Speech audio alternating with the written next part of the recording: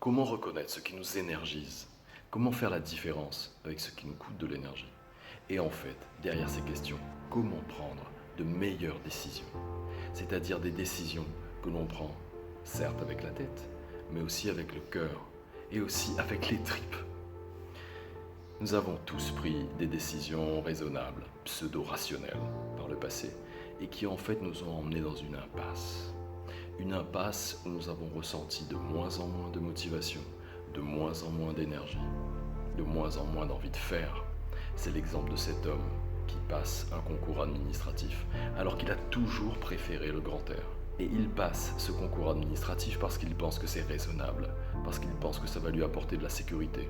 Et une fois qu'il l'a eu, au bout d'un an, il déprime totalement. C'est aussi l'histoire de cette femme dont le mari jaloux lui demande d'arrêter toutes sortes d'activités sportives et associatives. Et, parce qu'elle croit qu'il faut faire des sacrifices par amour, abandonne toutes ces activités. Et au bout d'un an, elle se retrouve complètement à plat, complètement sans énergie. Et elle se demande pourquoi. L'histoire de cet homme, l'histoire de cette femme, c'est vous, c'est moi, c'est nos amis.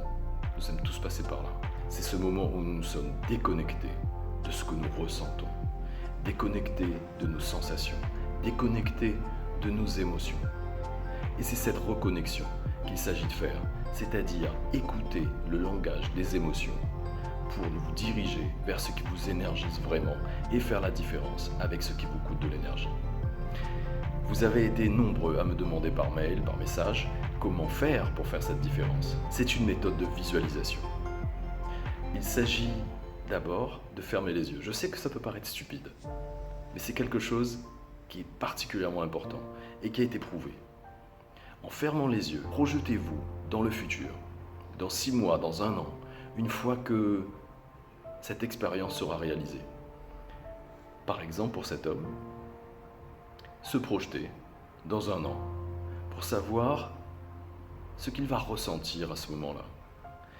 Pour cette femme, se projeter également dans 1 an, lorsqu'elle aura arrêté toutes sortes d'activités associatives, toutes sortes d'activités sportives et qu'elle se sera coupée de ses amis. Se projeter dans ce moment-là et ensuite observer dans le corps ce que ça fait comme émotion, ce que ça fait comme sensation. Débrancher le cerveau rationnel, débrancher tout ce qui est raisonnable pour n'écouter en fait que ces sensations, que les émotions qui viennent avec la projection que l'on a réalisée dans le futur. À ce moment-là, il n'y a pas 50 choses possibles. Il y a soit des sensations, des émotions d'expansion, soit des sensations de contraction. Si ce sont des émotions d'expansion, avec enthousiasme, avec envie d'y aller, alors c'est la bonne solution. La solution prise avec le cœur, avec les tripes, et qui accompagne aussi la décision rationnelle et raisonnable que vous avez faite par ailleurs. En revanche, si vous ressentez dans le corps des choses qui coincent, que ça serre, ça se contracte, vous sentez qu'il n'y a aucune envie, vous sentez que l'énergie n'est pas là, alors ça signifie que ça n'est pas pour vous. Donc la méthode est simple. Visualisez, fermez les yeux, branchez-vous avec ce que vous ressentez.